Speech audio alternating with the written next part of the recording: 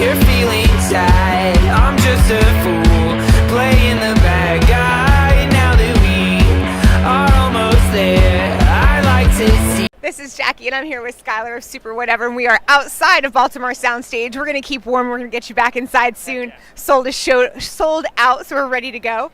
Yesterday was International Women's Day. What female artists do you think need to get some more attention, either in your scene or in others?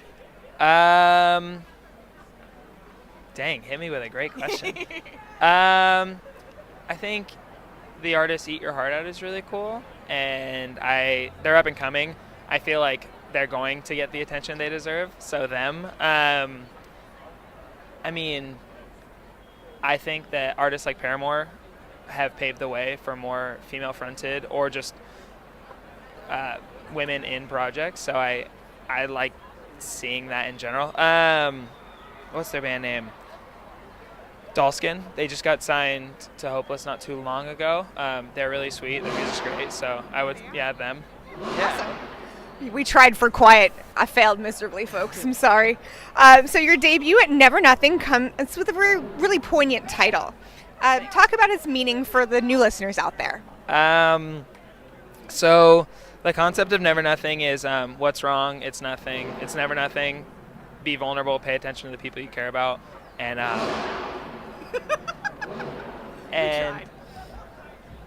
that's pretty much it. The whole message of Super Whatevr is suicide awareness and prevention, and so I'm just trying to help people grow with the therapy that I've learned. I love Baltimore. I think it's not. So the record is it's a lot more kind of like widespread. I'm just trying to show people, like, now that I've addressed that I have issues, how to start coping with those issues. So hopefully people can integrate that into their own lives. Yeah, it's a really great message. How does the album art relate to its meaning? The album art is from a friend of mine, Shane's son. The piece is called Out of Me Becomes You, and it's kind of that same concept of, like, I don't know his exact meaning of the piece, but what I've derived is kind of like the similar, like, I want to be able to share how I've learned and how I've grown, and I want to be able to showcase that for other people so they can grow and learn as well. Yeah.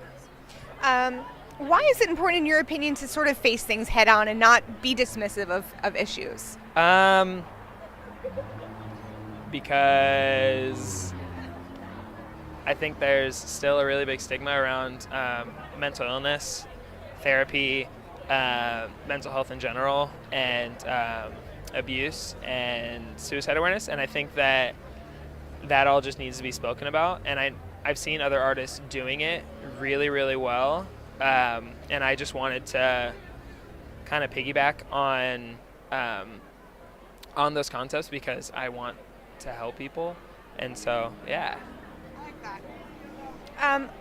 2019 so far has been pretty shitty. 2018 was kind of rough. Where do you find sources of hope? Because please share that with us, because we need more hope. I've been doing therapy for like over 4 years. My first therapist was fine, and now who I'm working with is literally my fiance's mother, and it's amazing. So therapy has really helped me, and that's kind of the whole thing with Super Whatevr, is it's like, this is what's helped me, this is what I've learned from, like, if it helps you, amazing. If it doesn't, like, this is my path. But I don't know, I'm getting married in September, so that's really exciting. Working on the next record, I believe, next month. So I have a cool job at home. I'm a barista.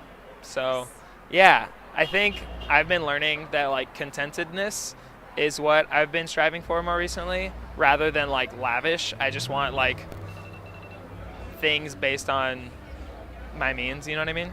Yeah. Happiness in the small stuff. Yep. It's a lot better than striving and never being happy. Amen to that. I appreciate that. So when you talked about writing new music, does your song start with a riff, a beat, a lyric? How do your songs sort of come about? I don't know. I just usually a melody. It used to be strictly poetry. I have like a Tumblr from forever ago that has like no followers, which is great. It shouldn't have followers, but it started as poetry and now it's moved into more like song form, just like meter. But I usually start with a melody and then move on from there. And it's a lot of like, kind of like, what's the term? Very like, I forgot, there's a term like the oral, like how it comes about. I just write. It's not really like, I'm not like, I'm going to write about a depressive episode. I'm not going to write about these type of things. I just start writing and then I read it back. And that's how, before I was doing therapy, that's how I, found solace in like my struggles, is like I would just write stuff down and then read it back and be like, oh, that's what I'm struggling with. Because a lot of the times I can't really like put it down, like, or pinpoint how I'm feeling. And so, yeah, that's how I write stuff. Sounds like a very organic process. Yeah, it's fun. I like it. So with new music coming out, what role does music streaming have when you're putting out new music? Do you pay attention to music streaming numbers? Do you focus on album sales, ticket sales, or do you not care about any of those things? I focus on Spotify mostly because that's what I use. Apple's great. They've been really supportive. So yeah, mostly just the plays because that's the easiest thing for me to see. It's mostly, I don't know. I'm on Instagram and Twitter the most. And so I mostly look at like the fan interaction because I think with playlisting now, playlisting is great to like get your name out there, but like we are small and in my opinion, we're small. And so the record that we put out, it feels a lot more captivating to like person to person rather than like this like widespread massive thing. And so, yeah, I pay more attention to like the fan interaction. So you mentioned new music and you're getting married. No pressure. What's up next for you in 2019? That's it. More Honestly, tours. I mean, that's a lot. That's not just it. Not more tours.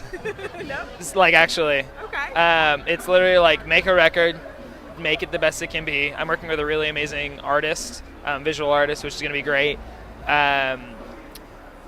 I think we've officially locked in a producer potentially. Yeah, it's like, I don't know. It's very, I know exactly what I want, but I'm not allowed to like say too much about what we have going on. But yeah, the next record's gonna be weird. So that's all I'm focused on. Awesome. Like super weird. Well, get weird with Super Whatevr. This is Jackie. Thanks to Substream Magazine and In the Key of Change.